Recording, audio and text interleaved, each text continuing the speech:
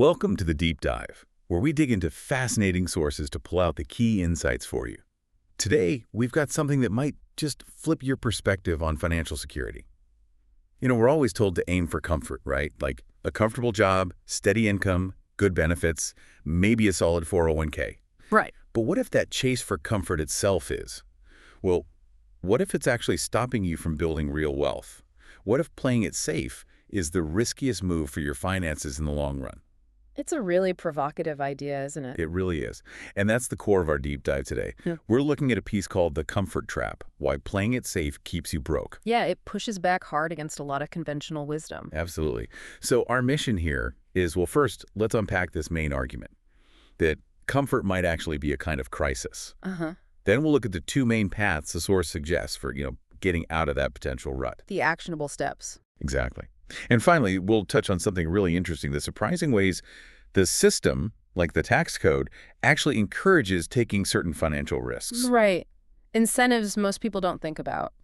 So as we go through this, maybe think about your own relationship with financial comfort. Where do you see yourself?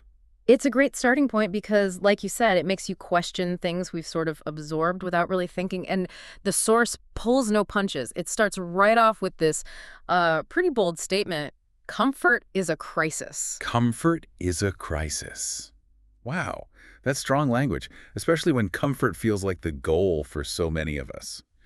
What exactly does the source mean by comfort here? It's not just about, being cozy, right? No, definitely not. And what's key is how specific the definition is. It's not just a vague feeling.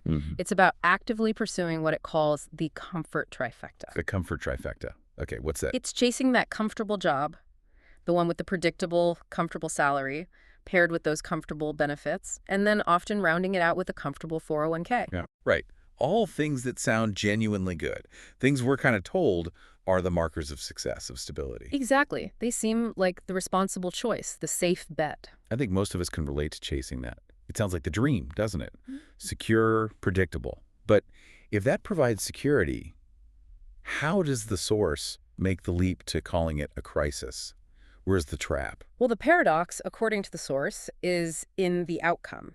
It argues that this very path, this safe, steady road, is precisely what prevents many people from achieving what it calls real financial success. Okay, define real financial success in this context. It's not just a high salary then. No, it's more than that. It's about building equity, creating passive income streams, achieving, genuine financial independence, where your assets are actually working for you, not just you working for a paycheck.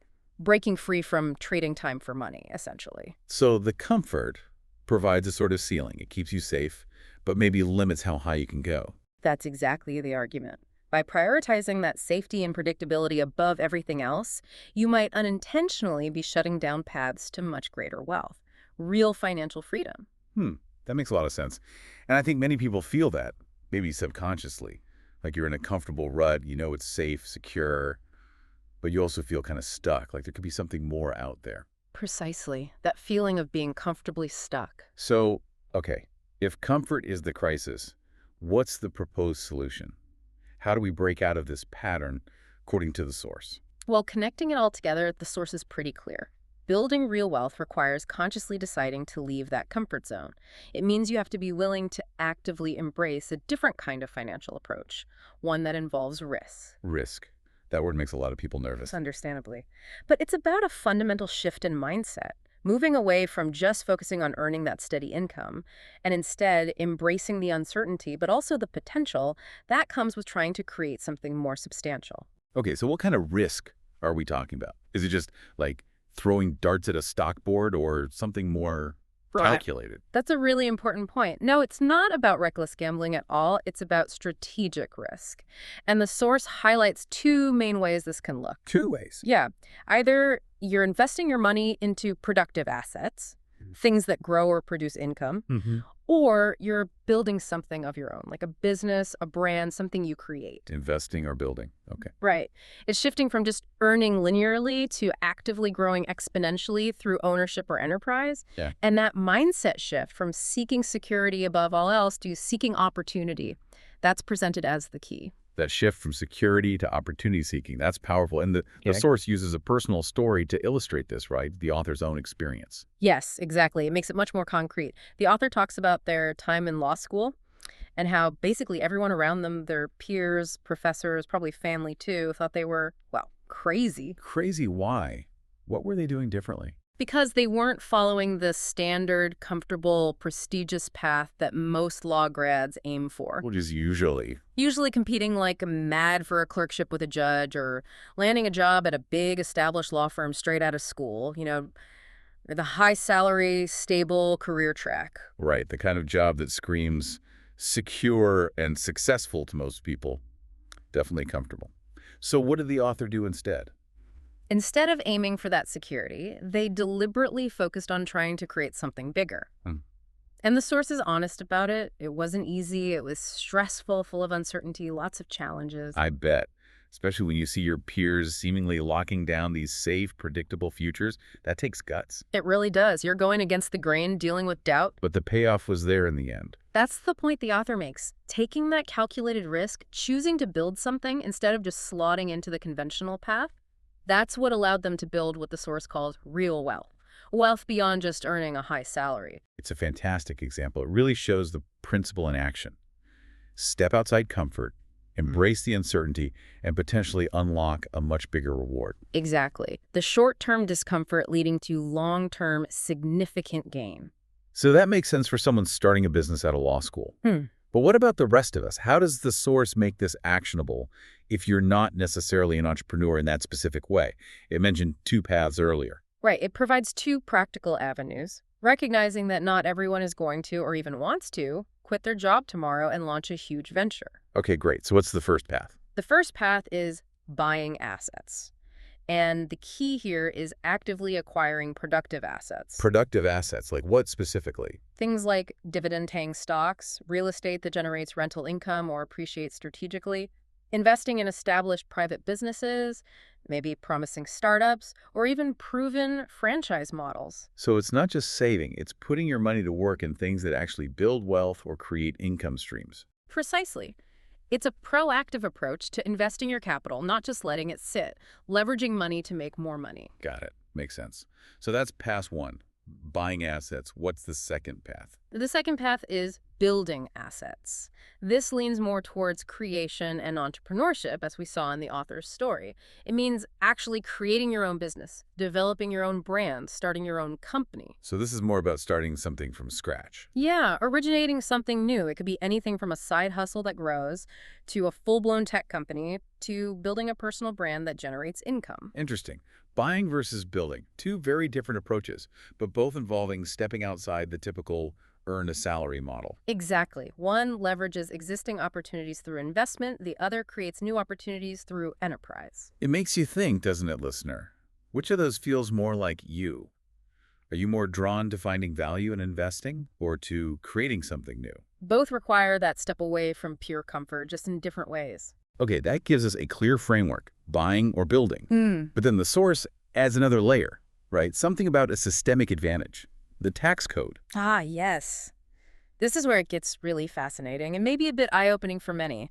Connecting it to the larger system, the source makes a really strong case that our tax code is actually designed to reward people who take these kinds of risks. Designed. So it's not just an accident that investors sometimes pay less tax. Not according to this perspective. The argument is that it's intentional. The system incentivizes buying and building assets. How so? What's the key distinction? Well, the source puts it very directly. The biggest financial rewards, especially after taxes, don't go to those who just earn a salary. They go to those who invest and build. Think about it. Capital gains from selling assets like stocks or real estate are often taxed at lower rates than regular income from your job. Right, I've heard that. And beyond that, if you own a business or investment properties, you unlock a whole range of deductions, write-offs, depreciation, benefits that just aren't available to someone earning a W-2 paycheck. So the rules themselves kind of nudge you towards becoming an owner, an investor, an entrepreneur. That's the argument. It's a systemic encouragement, making those paths not just potentially more lucrative in terms of growth, but also more tax efficient. Wow. That's potentially eye-opening. Many people feel like taxes just take money away. Right. but this reframes it. It suggests the tax code can be a tool for wealth creation if you understand how it incentivizes certain activities, namely risk-taking through investment and building. It definitely changes how you might look at your financial strategy, moving from just earning to actively building and investing, with the tax system potentially giving you a boost. Absolutely. It flips the script for how many might think about taxes and growing their wealth. Okay, so let's bring this all together. We've gone from comfort being a potential crisis to needing risk to seeing the author's journey, the two paths, and now the tax angle. What does this all mean for you, the listener, sitting here thinking about your own situation? Well, to kind of wrap up the core message from the source, the main idea is that challenging that default setting of comfort is essential if you want to build substantial lasting wealth. And there are clear rewarding ways to do this, either by proactively buying assets, think stocks, real estate businesses, or by actively building assets, your own venture, your own brand. Buying or building. Right. And crucially, taking these steps, embracing this kind of calculated risk, is actually encouraged and rewarded by the structure of the tax system itself. So it comes back to that fundamental choice, doesn't it? Directly for you, listener. Are you willing to step away from guaranteed comfort to chase something potentially much bigger, something offering maybe real financial independence? And if so, looking at those two paths, buying assets or building them, which one resonates more? Which one feels like a potential first step for you? It's really an invitation for some introspection on your own financial path and maybe your assumptions about security versus growth. Yeah, this deep dive into the comfort trap definitely gives us a lot to think about. Reevaluating comfort, understanding risk, seeing the paths forward. It's powerful stuff. The core idea is stark. Comfort might not be the safe harbor we think it is. Actively choosing risk through strategic buying or building could be the real key. So here's a final thought to mull over as you go about your day. If financial comfort can indeed be a trap, where else in your life might you be settling for comfortable? Maybe in your career, your skills, your relationships. Settling for comfortable when deep down what you really crave is growth or fulfillment or maybe mastery. What tiny step could you take, even outside of finance, just to challenge that comfort zone a little bit and see what possibilities open up? Lots to consider. We hope this deep dive was valuable. Thanks for joining us.